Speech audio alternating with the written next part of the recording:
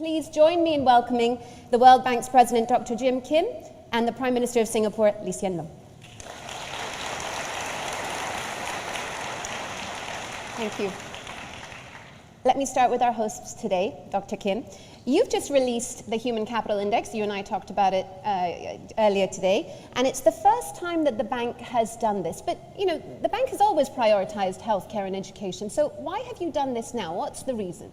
Well, actually, it's not true that the bank has always prioritized health and education. You know, looking back when I first came to the bank. So, Prime Minister, Singapore does very well in the business report, but it's at the top of the list in the Human Capital Index. Congratulations, as a fellow Singaporean, that makes me very proud. Yes, that definitely deserves a round of applause. So, you know, you look back at how Singapore first started, and back in the years of independence, nothing like how it is today. So was this a plan from the beginning? How did you do this?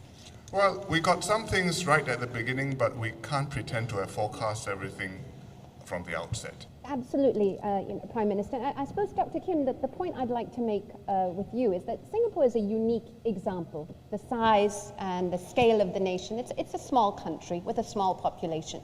But the whole idea of the Human Capital Index is so that the lessons from countries that have done well can be transplanted elsewhere, in theory, right? So are you seeing the kind of investment that we need around the world to be able to prepare us for the digital future?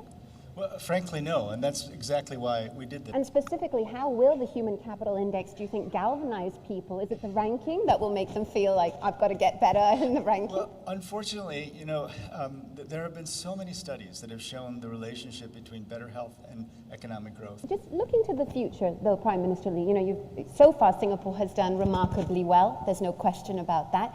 But do you feel that the job is done? You know, for the future generation of my children, for instance, in Singapore, how do you continue to invest in human capital? Because, well, the same things keep working.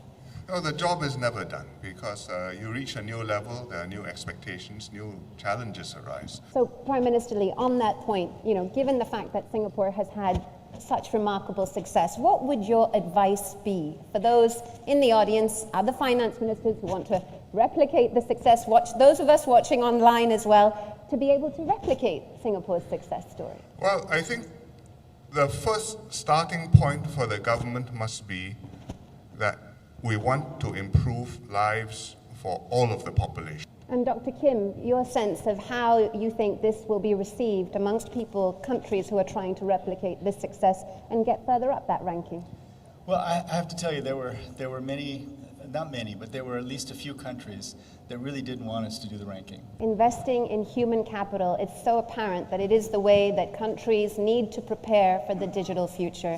Thank you so much, gentlemen, for joining us for this discussion. It is really a privilege and a pleasure. Thank you, Prime Minister Lee.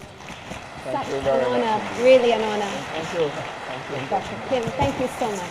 Thank you. Please.